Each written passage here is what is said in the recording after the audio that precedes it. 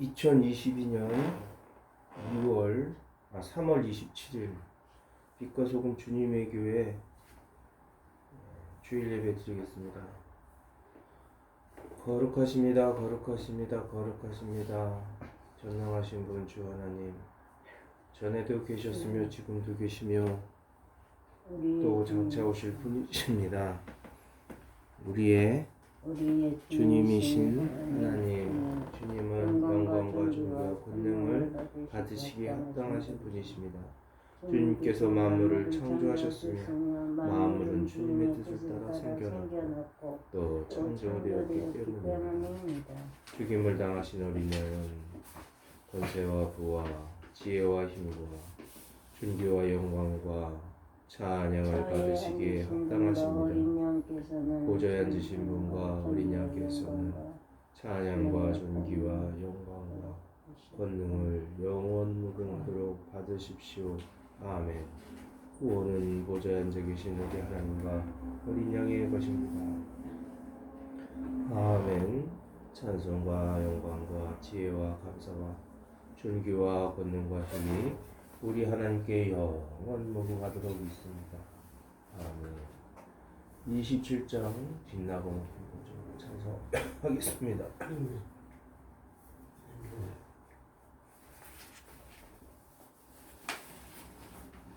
내가 하겠습니다. 내가 할게요.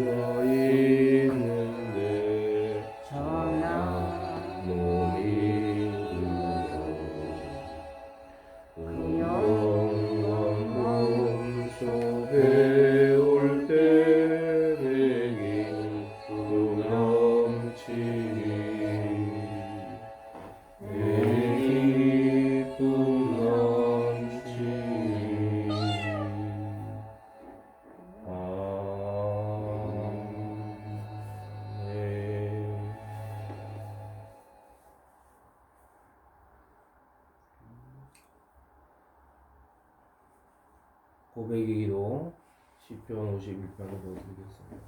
교독하겠습니다.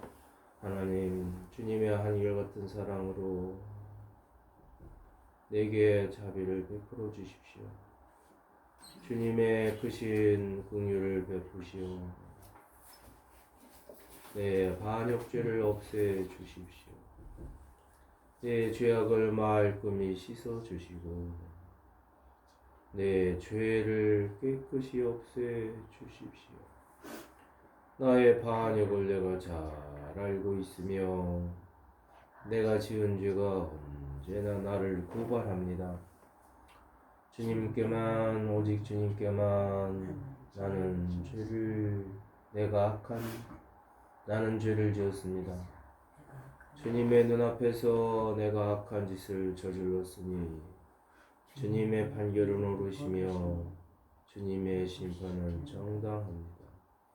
실로 나는 죄 중에 태어났고 어머니의 태 속에 있을 때부터 죄인이었습니다. 마음속에 진실을 기뻐하시는 주님, 제 마음 깊은 곳에 주님의 지혜를 가르쳐 주셨습니다. 무술초로 나를 정결케 해 주십시오. 내가 깨끗하게 될 것입니다. 나를 씻어 주십시오. 내가 눈보다 더 희게 될 것입니다. 기쁨과 즐거움의 소리를 들려주십시오. 주님께서 꺾으신 뼈들도 기뻐하며 춤출 것입니다. 주님의 눈을 내 죄에서 돌리시고 내 모든 죄악을 없애 주십시오. 하나님, 내 속에 깨끗한 마음을 창조하여 주시고 내 속에 견고한 심령으로 새롭게 하여 주십시오. 조용히 참회의 기도를 계속합니다.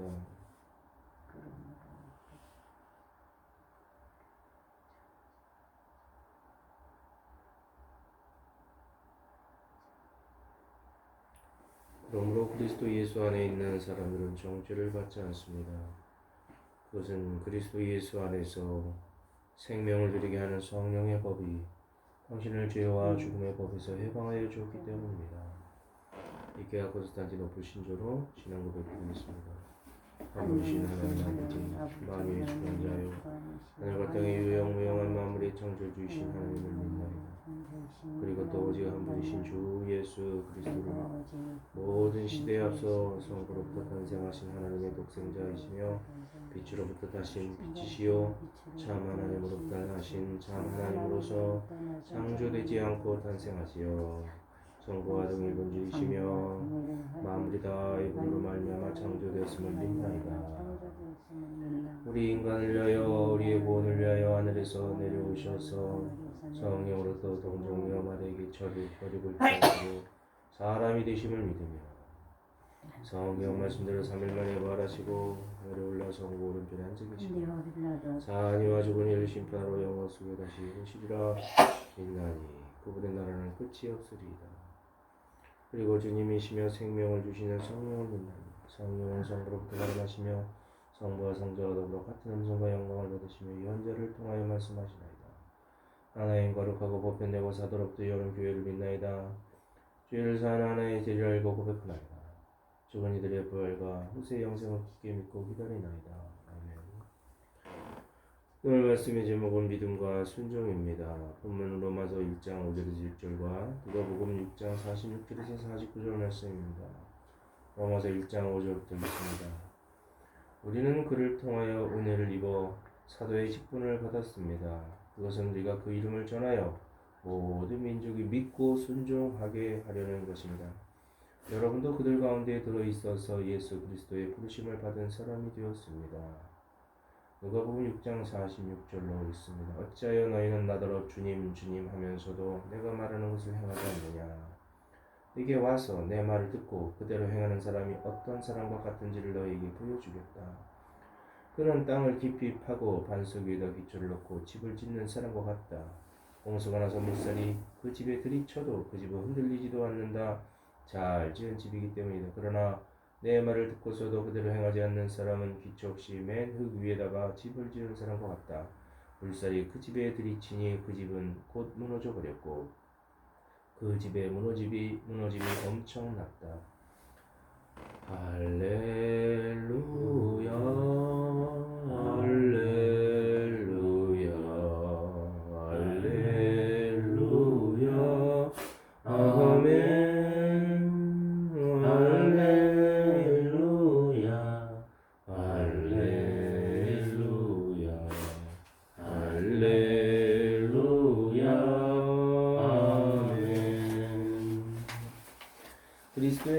믿음과 순종은 동전의 양면과 같이 나눌 수 없는 관계입니다.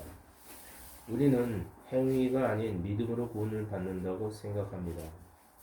성경은 행위로 구원을 얻는 것이 아니고 오직 은혜로 구원을 받는 것이라고 말씀합니다. 그렇다면 행위와 순종은 다른 것일까요? 그리고 우리의 순종하지 못하는 믿음으로는 구원받지 못하는 것일까요? 오늘 이 부분에 대해서 성경이 말씀하는 바를 알기 원합니다. 오늘 읽은 로마서 복음에서 본문에서 사도 바울은 자신이 사도의 직분을 받은 것은 예수님의 이름을 전하여 모든 민족이 믿고 순종하게 하려는 것이라고 밝히고 있습니다. 예수님을 주 하나님으로 믿고 순종하게 하는 것이 사도 바울을 사도로 세우신 하나님의 뜻이라는 것입니다. 예수님께서도 동일한 말씀을 하셨습니다. 누가복음 6장 46절에서 너희는 나를 불러 주여 주여 하면서도 어찌하여 나의 말하는 것을 행치 아니하느냐라고 말씀하셨습니다. 이 말씀에 이어서 예수님은 당신의 말씀대로 순종하지 않은 자들에 대하여 경고의 말씀을 주셨습니다. 내게 나와 내 말을 듣고 행하는 자마다 누구와 같은 것을 너에게 보이리라. 집을 짓되 깊이 파고 주초를 판 속에 넣은 사람과 같으니 큰 물이 나서 탕류가 그 집에 부딪히되 잘 지은 연고로 등이 요동케 못하였거니와 듣고 행치 아니하는 자는 주초 없이 흙 위에 집 지은 사람과 같으니 탕류가 부딪힘에 집이 곧 무너져 파괴됨이 심하니라 하시니라.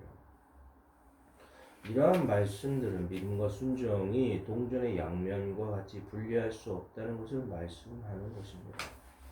그런데 우리가 성경의 모든 말씀에 순종하지 못한다는 것을 우리의 양심이 알고 있습니다. 그래서 문제입니다. 선을 행해야 하는 것을 알지만 하지 못하는 것, 악을 행하지 말아야 하는 것을 알면서도 계속하는 것, 이런 것들이 자신을 괴롭히는 것입니다. 그리고 후회와 실패의 악순환에 빠지게 하는 것들입니다. 이런 문제들이 언제나 우리를 괴롭히고 있습니다. 예수님은 이런 문제에 빠진 우리를 이 문제에서 구원하여 주십니다. 먼저는 예수님께서 우리 대신 해 주십니다. 그리고 우리도 변화되어서 더 이상 그런 문제에 빠지지 않게 힘을 주시는 것입니다. 먼저 예수님은 하나님 아버지께 온전히 순종하셨습니다. 그리고 선으로 악을 이기셨습니다. 십자가로 승리하셨습니다. 그리고 예수님은 우리에게 당신을 따라오라고 하십니다. 우리 각자에게 맡겨진 십자가를 지고서 따라오라 하십니다. 우리는 예수님을 따라갑니다. 순종합니다. 이 순종은 살아있는 믿음의 결과입니다. 그러나 입으로 이 주여 주여 하고 부르는 자들 가운데서 주님을 따르지 못하는 자들이 있습니다. 그런 자들에게 구원은 없습니다. 예수님은 생명입니다. 생명의 길입니다. 진리입니다. 그런데 생명으로 나가지 않는 자, 그 진리를 따르지 않는 자, 그 길로 걷지 않는 자는 예수님의 생명에 이를 수 없습니다. 오직 심판이 기다릴 것입니다. 그러므로 살아있는 믿음은 역사하는, 행동하는 믿음입니다. 그렇다면 예수님을 따르는 순종과 행위로 구원을 얻는 것과 무엇이 다른 것일까요? 행위로 얻는 구원은 예수님의 은혜가 필요 없다는 것입니다. 자신의 의로움으로 천국에 들어가는 것입니다. 그러나 사실 모든 인간은 죄인입니다. 아담도, 아브라함도, 다윗도 모두 죄인입니다. 그래서 그들 모두 하나님의 은혜로 십자가의 공로로 구원을 얻는다는 것입니다. 그런데 예수님을 따르는 것, 순종은 나의 의가 아닙니다. 나의 노력은 필요합니다. 그러나 나의 의는 아닙니다.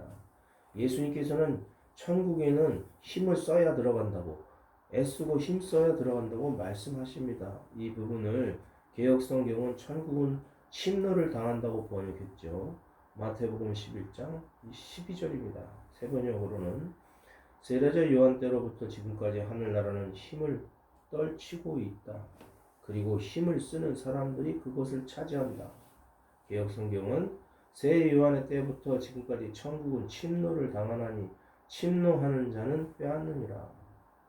이것은 여호수아와 갈렙을 따라서 이스라엘 민족이 가나안 땅을 침노하여 들어가는 것과 같은 것입니다. 그런데 여리고성을 무너뜨린 것은 그들의 힘이 아니었습니다. 그들의 능력이 아니었습니다. 하나님이 하셨습니다. 그러나 그들도 가나안 민족과 힘써 싸워야 했습니다. 하나님께서 그들 앞서 전쟁을 하셨습니다. 그러나 그들 대신에 그들이 해야 할 것까지 모든 것을 다 해주신 것이 아닙니다. 이스라엘 민족도 그들의 몫이 있었습니다. 이것이 오늘 우리에게 가르쳐주는 교훈은 우리 각자에게 맡겨주신 십자가가 있다는 것입니다. 누가복음 9장입니다. 23절로 읽습니다. 그리고 예수께서 모든 사람에게 말씀하셨다. 나를 따라오려는 사람은 자기를 부인하고 날마다 자기 십자가를 지고 나를 따라오너라. 구원은 행위가 아닌 믿음으로 얻는 것이라는 말은 천국 영생을 얻기 위해서 아무것도 하지 않아도 된다는 말이 아닙니다. 예수님을 따르기 위해서는 자신의 십자가를 지고 주를 따르는 십자가의 길을 선택해야 합니다. 인내가 필요하고 절제가 필요합니다. 그러나 이 모든 것은 내 힘으로, 내 능력으로 할 수 있는 것이 아닙니다. 성삼위 하나님께서 도우실 때만 가능한 것입니다. 그래서 구원은 전적으로 하나님의 은혜입니다. 사도 바울은 하나님의 은혜를 고백합니다. 고린도전서 15장입니다. 9절부터 있습니다. 나는 사도들 가운데서 가장 작은 사도입니다. 나는 사도라고 불릴 만한 자격도 없습니다. 그것은 내가 하나님의 교회를 박해했기 때문입니다. 그러나 나는 하나님의 은혜로 오늘의 내가 되었습니다. 나에게 베풀어 주신 하나님의 은혜는 헛되지 않았습니다. 나는 사도들 가운데 어느 누구보다도 더 열심히 일하였습니다. 그러나 이렇게 한 것은 내가 아니라 나와 함께 하신 하나님의 은혜입니다. 그런데 사도 바울의 생애를 보십시오. 그가 아무것도 안 했습니까? 고린도후서 11장입니다. 23절로부터 있습니다. 그들이 그리스도의 일꾼입니까? 내가 정신나간 사람 같이 말합니다마는 나는 더욱 그렇습니다. 나는 수고도 더 많이 하고 감옥살이도 더 많이 하고 매도 더 많이 맞고 여러 번 죽을 뻔하였습니다. 유대 사람들에게서 마흔에서 하나를 뺀 매를 맞은 것이 5번이요, 채찍으로 맞은 것이 3번이요, 돌로 맞은 것이 1번이요, 파산을 당한 것이 3번이요, 밤낮 꼬박 하루를 망망한 바다를 떠다녔습니다. 자주 여행하는 동안에는 강물의 위험과 강도의 위험과 동족의 위험과 이방 사람의 위험과 도시의 위험과 광야의 위험과 바다의 위험과 거짓 형제의 위험을 당하였습니다. 수고와 고역에 시달리고 여러 번 밤을 지새우고 추리고 목마르고 여러 번 굶고 추위에 떨고 헐벗었습니다. 사도 바울이 고백합니다. 다시 고린도전서 15장을 보겠습니다. 10절. 그러나 나는 하나님의 은혜로 오늘의 내가 되었습니다. 나에게 베풀어 주신 하나님의 은혜는 헛되지 않았습니다. 나는 사도들 가운데 어느 누구보다도 더 열심히 일하였습니다. 그러나 이렇게 한 것은 내가 아니라 나와 함께 하신 하나님의 은혜입니다. 기도하겠습니다. 주 하나님, 하나님께 언제나 어디서나 믿고 순종할 수 있는 은혜 위에 은혜를 십자가 순종으로 부활로 승리하신 주 예수님의 이름으로 간구하나이다. 아멘. 찬송가 29장 성도여 다 함께 찬양하겠습니다.